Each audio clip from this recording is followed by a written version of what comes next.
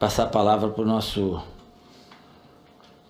querido, capacitado e um dos melhores senadores que temos nessa república, meu amigo, relator dessa comissão, senador Portinho. Por favor, senador, com a palavra, ele vai ler mais ou menos, na verdade vai ler o relatório que foi feito nessa nossa primeira visita em Petrópolis. Por favor, senador. Muito obrigado, senador Romário, inclusive pelas suas palavras.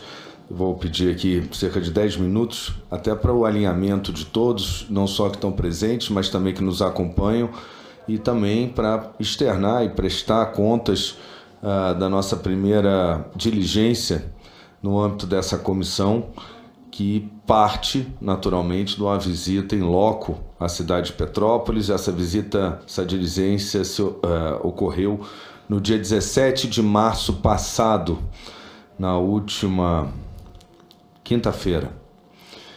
Lamentando que somente nesse espaço de dias, ontem, mais uma vez as chuvas assolaram a cidade de Petrópolis. Vamos ter oportunidade de ouvir, é importante. Essa é uma comissão construtiva, e de destruição já basta tudo que a gente está enxergando acontecendo em Petrópolis. A ideia é que aqui a gente possa sair com soluções, indicações para as 3 esferas de poder, de ações efetivas, para que esse relatório aqui, que é da Câmara dos Deputados de 2013, não se repita com as suas 187 folhas e nada seja feito no âmbito do que ele propôs. E aqui, então, o que devemos propor de forma objetiva e trabalhando junto com as esferas de governo, com quem em campo está acompanhando e agindo, e certamente também tem suas percepções que podem nos passar para a conclusão desse relatório. Então, pedir 10 minutos breves em cumprimento ao plano de trabalho. A comissão deslocou-se para o município de Petrópolis, onde sobrevoou áreas atingidas pelo desastre provocado pelo temporal que atingiu a cidade em 15 de fevereiro de 2022. Realizou várias atividades, dentre as quais visitou o 32º Batalhão de Infantaria, que muito contribuiu e pudemos ouvir. Visitou os locais atingidos, particularmente o Morro da Oficina, e já adianto aqui, dormi pensando essa noite o que o último temporal pode ter agravado aquela situação que nós vimos, senador Romário, daquele escorregamento, quase uma avalanche, né? E eu fiquei imaginando aquela chuva caindo ontem, aquele muro do condomínio ainda não reconstruído, e fiquei realmente com receio de que algo de pior ainda acontecesse para aquela região já sofrida. Reunimos com o prefeito Rubens Bom Tempo, todo o seu secretariado, participando de uma audiência pública na Câmara Municipal de Petrópolis, e no nosso retorno ao Rio de Janeiro reunimos com o governador do Rio de Janeiro, Cláudio Castro, que, verdade seja dita, desde o primeiro momento daqueles eventos em 15 de fevereiro, esteve presente, pode-se dizer, com o pé na lama, assim como todos que estão aqui da Defesa Civil. No sobrevoo foi possível verificar o grave impacto das chuvas em vários locais da cidade, particularmente no Morro da Oficina, que posteriormente visitamos no nível do chão. Escorregamentos, muitos deles, inclusive em áreas não ocupadas, o que mostra a fragilidade da região, as chuvas, escorregamentos em região ocupadas, mas que se iniciaram no alto do morro, né? Então provocando aquela avalanche que muitas imagens e fotografias confirmaram. Como resultado da diligência, a comissão aprovou esses requerimentos que foram lidos pelo senador Romário, e visitando o 32º Batalhão Dom Pedro, os integrantes da comissão foram recebidos pelo comandante da unidade, tenente-coronel Costa Matos, ofereceu um breve relato sobre o papel fundamental do Exército na assistência às vítimas e apoio à comunidade. A área do batalhão também foi afetada, foi necessário desobstruir 3 pontos de deslizamento para que fosse possível a saída de viaturas do quartel. Os donativos chegaram à cidade em grande volume, estão sendo organizados num ponto próprio, na BR-040, na saída para Itaipava, próximo à cidade de Petrópolis. Há muito trabalho a fazer para remover o entulho acumulado em locais atingidos, como o Morro da Oficina e no Morro Caxambu, onde houve deslizamento de uma laje de terra. A logística referente ao bota-fora, despejo definitivo do entulho removido, é complexa, sendo o local do depósito relativamente afastado dos locais atingidos, o que leva a altos custos de transporte do material pela dificuldade de encontrar na cidade urbanizada locais para esse bota-fora. O Exército participa dos exercícios simulados de preparação e resposta de desastre em conjunto com a Defesa Civil e, dependendo do porte do exercício, também com a comunidade. Em 2019, foi realizado um simulado de grande porte sob a coordenação do Ministério da Defesa. Em muitas ocasiões, as sirenes tocam, mas não ocorrem deslizamentos de terra, enchentes ou inundações. Isso pode fazer com que o soar das sirenes esteja desacreditado. Militares do batalhão especializados em operações em montanha foram acionados para instalar lonas plásticas nos morros junto com a Defesa Civil para tentar minimizar a saturação do solo pela água da chuva. No que diz respeito ao Exército, os canais institucionais de contato constante do plano de contingência funcionaram perfeitamente. Visita aos locais atingidos ao Morro da Oficina. Ao final da visita ao 32º Batalhão, o comandante nos acompanhou pessoalmente até o Morro da Oficina e verificou em loco a grande devastação provocada pelo temporal no Morro da Oficina, como também em toda a cidade, inclusive na área do seu centro histórico.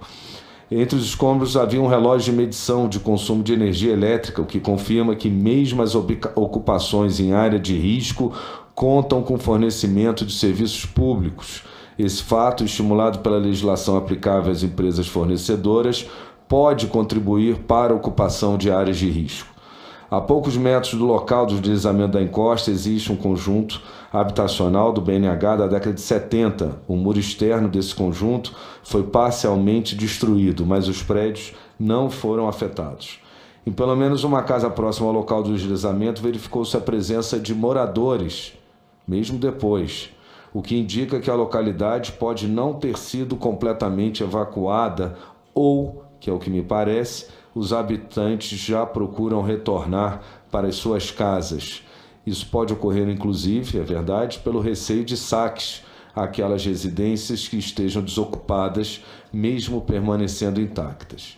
Na reunião com o prefeito Rubens Montempo e seu secretariado, os integrantes foram recebidos assim por eles.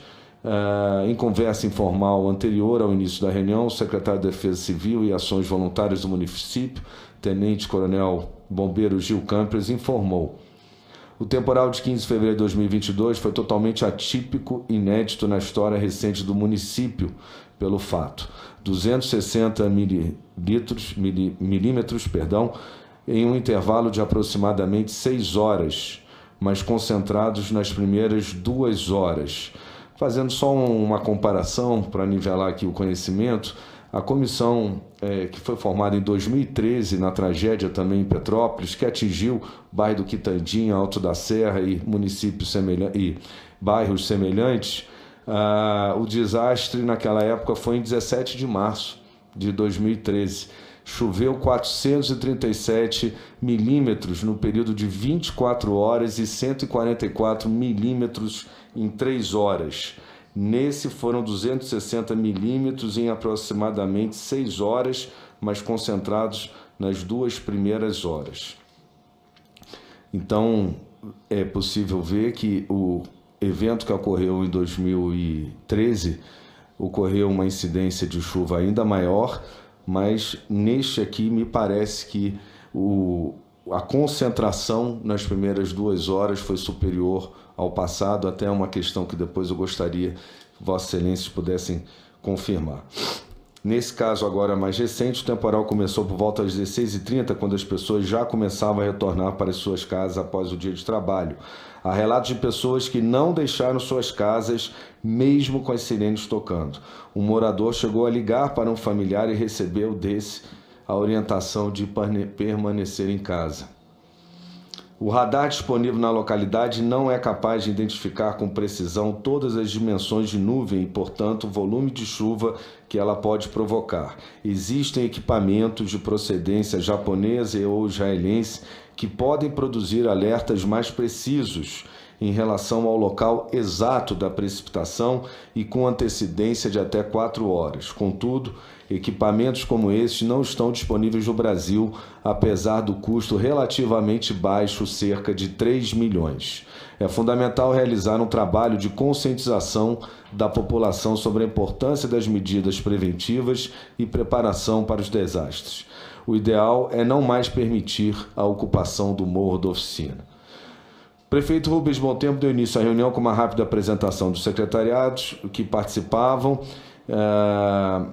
e que fez o registro de que, em função de pendências judiciais, o prefeito Rubens Bom Tempo tomou posse somente em 21 de dezembro de 2021, portanto, menos de 2 meses antes da tragédia.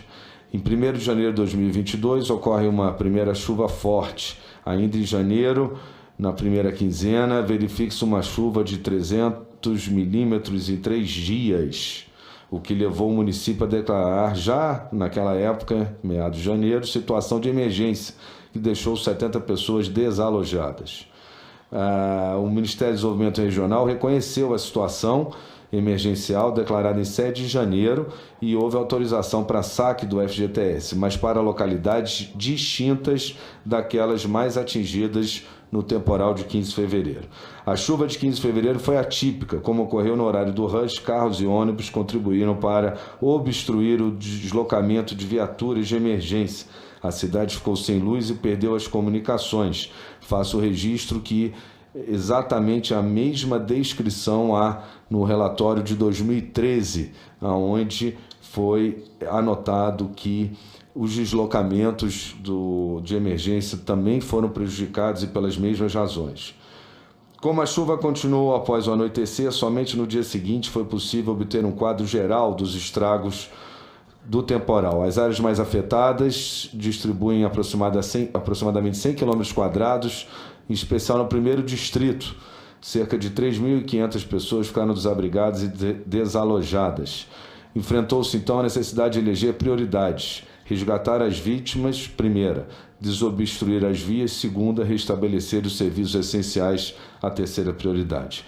Paralelamente, era necessário cuidar dos abrigados e organizar os donativos. O número dos abrigados flutuava muito, pois não havia ainda o controle sobre a entrada e saída de pessoas dos abrigos. A ajuda humanitária recebida na cidade foi gigantesca, sendo a organização das doações no galpão dito então na BR-040 Itaipava. Foram registrados 6.014 ocorrências relacionadas à chuva, concentradas no primeiro distrito. Dessas, 5.088 reportavam deslizamentos, 233 pessoas morreram e 4 continuam desaparecidas, que se somam ao número de 5 óbitos, se não estou enganado, ocorridos ontem, ainda que se somam. As ações para o enfrentamento do desastre tiveram início imediatamente. As primeiras reuniões no dia 15 de fevereiro, entre município, concessionário, serviços públicos e Estado. Dia 16, início do trabalho de resgate e liberação de vias. O município decreta calamidade pública nessa data. Dia 17, chegada das Forças Armadas e do Ministério do Desenvolvimento Regional, praticamente no dia seguinte, e quero registrar que, concomitante à tempestade, o ministro Rogério Marinho, o presidente da Caixa, Pedro Guimarães, estavam em linha tanto comigo quanto com o governador, para que antecipassem suas ações. Dia 18 de fevereiro, instalação do Centro de Comando Integrado e visita do Presidente da República. Dia 22, instalação do Comitê Executivo. Dia 25, regulamentação do Programa do Aluguel Social. Dia 26, criação de uma central para a busca de imóveis.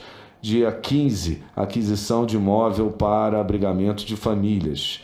Levou-se 10 dias para a liberação das principais vias da cidade. E tenho certeza que deve ter ficado prejudicado novamente pelas chuvas de ontem. O deslizamento do Morro da Oficina atingiu uma área da antiga oficina, a localidade está em terreno federal. o deslizamento teve início em partes mais altas da encosta, onde não há moradias. Terras e pedras deslizaram, destruindo tudo que existia abaixo. Diversas pontes foram rompidas, muitas outras danificadas. 20 ônibus ficaram parados no centro da cidade, outros 2 foram arrastados pela correnteza. Ações realizadas no âmbito social. Estabelecimento de 22 pontos de abrigamento em escolas, creches e rede municipal de ensino.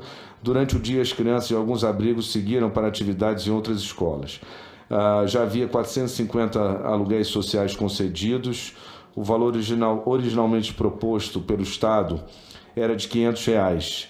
Diante da insuficiência do valor, o Estado concordou em aumentar o benefício para R$ 800 e o município complementa o valor final com R$ 200 adicionais, totalizando R$ 1.000 per capita o aluguel social. Trata-se do primeiro programa de aluguel social no Brasil compartilhado entre município e Estado. Faço o registro.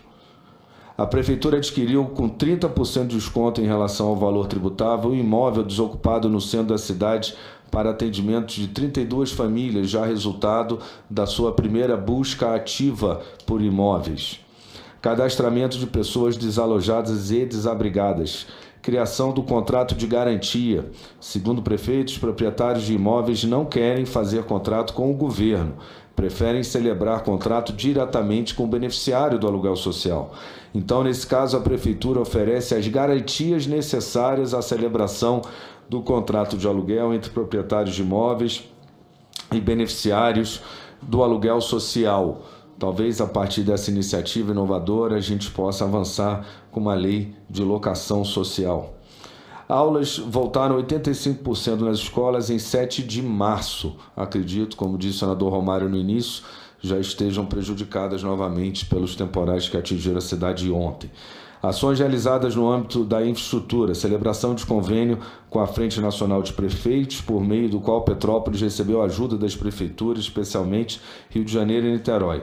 O município já executa obras em diversas localidades, recuperação das margens do rio Peiabanha, Ponte de Correias, margem do rio Saldanha Marinho, recuperação do asfaltamento nas áreas mais atingidas. O Estado também executa obras no município, recuperação das ruas Washington Luiz, importante para a ligação ao centro, Portugal, Getúlio Vargas, Conde d'Eu, Pedro Ivo e 24 de maio. Já foram removidas mais de 110.000 toneladas de entulho, terra e rochas das vias da cidade. Criação do Centro de Armazenagem de Doações, restituição da mobilidade urbana e redefinição do fluxo viário, com 92% da frota de transporte coletivo já operando novamente, mas que registro, acredito que em razão das chuvas de ontem, esteja hoje novamente prejudicado. O Centro Administrativo Municipal foi muito atingido, já teve início a recuperação dos prédios públicos com a readaptação das secretarias municipais atingidas, 6 escolas e uma unidade de pronto atendimento, um posto de saúde da família atingido e um pronto-socorro 24 horas funcionando parcialmente, ou seja, também prédios públicos atingidos pela tragédia. Está sendo proposta a criação de um Instituto Municipal de Geologia. Inclusive, a Câmara, além da iniciativa do prefeito Luiz Montempo, a Câmara Municipal, no dia da nossa visita, ao final da tarde, aprovou a autorização à Prefeitura criar um Instituto Municipal de Geologia, exemplo do que tem no Rio de Janeiro e funciona muito bem, a GeoRio. O Parque das Encostas está em fase de transferência para o Estado. No início do programa, o município assumiu a execução, pois a proximidade em relação aos problemas enfrentados pela cidade daria maior efetividade ao programa. Porém, após um período de paralisação das obras, as empresas contratadas solicitaram realinhamento econômico-financeiro dos contratos, gerando elevação do custo em 6 a 7 milhões e, por isso, a necessidade de retornar à execução para o Estado. Nós vemos que não só Petrópolis, mas vários municípios têm a dificuldade do investimento direto e precisam do apoio financeiro do Estado e principalmente do governo federal com relação às encostas e com relação à construção de habitação social digna. O município adquiriu e doou para o Estado o terreno do Caetitu, com o objetivo de permitir a construção de habitações. Contudo, o uso do terreno para esse fim enfrenta a resistência dos moradores da localidade e do Instituto Estadual de Ambiente, o INEA. Isso nós vamos tratar na nossa audiência, presidente, senador Romário, de quinta-feira. Vamos tratar de habitação e vamos entender melhor essa questão deste terreno, que é inacreditável que 10 anos depois não se saiba se pode ou se não pode construir. Atualmente, 18 comunidades contam com sirenes para alerta antecipado das possibilidades de desastre. O município conta com um centro integrado de monitoramento de operações que permite a integração das diversas agências e ações rápidas em situação de emergência. Com 3 km de extensão, o túnel extravasor do rio Palatinato, que conduz água do centro histórico para o rio Piabanha, precisa de reforma. O custo da obra está estimado de 300 a 400 milhões. E nós tivemos a informação que um carro foi arrastado para dentro justamente do túnel, represando a água, e isso agravou ainda a situação do túnel Palatinato, que, se não estou enganado, ele tira a água de dentro da cidade e joga mais à frente para evitar enchente. Já adianto a pergunta se essa situação persiste e a causa da inundação ontem, de novo no centro da cidade, em parte ou totalmente pode-se dever a isso. Quase todas as famílias atingidas por desastres anteriores foram contempladas no projeto habitacional Vicenço Rivetti, no âmbito do programa Minha Casa Minha Vida, 850 famílias. Contudo, a empreiteira contratada para construir esse condomínio deixou sérios problemas de acabamento e o Ministério Público foi acionado. Ou seja, pode-se dizer que nos últimos 20 anos, somente o Vicenço Rivetti foi construído para habitação social, atendendo a 850 famílias. E ainda há um déficit de 450, segundo nossas informações que tivemos, referentes a desastres passados. O município sugeriu à Universidade Federal Fluminense a criação de um curso de geologia, muito importante. O prefeito fez ainda uma prestação de contas em relação aos recursos públicos utilizados no enfrentamento.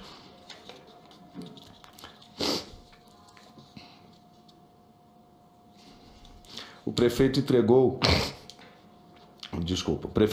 a esta comissão 3 ofícios sobre identificação de terrenos aptos para a construção habitacional, solicitação de isenção de obrigações financeiras do município referente a tributos federais, o que geraria uma economia mensal de aproximadamente 1,1 milhão para o município, permitindo a ele investimentos. Solicitação e dilação de prazo para pagamento de financiamento contratado junto à Caixa Econômica Federal. O município solicita que o pagamento das prestações, no valor de 400 mil por mês, seja dilatado em pelo menos um ano. Há ainda cerca de 10% do valor contratado pendente de execução. Recursos serão direcionados para as áreas que mais precisam.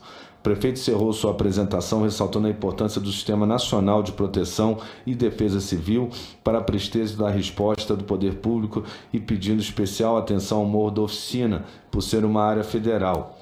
O senador Eduardo Vigilão e o senador Romário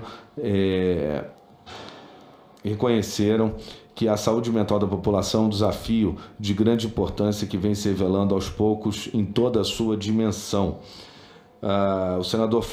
Questionado pelo senador Flávio Bolsonaro, o prefeito afirmou que a proposta de aquisição de imóveis para abrigamento de famílias é uma medida inovadora, que ainda precisa ser debatida, mas que a seleção das famílias a serem beneficiadas é uma questão de assistência social sem ingerência política na distribuição.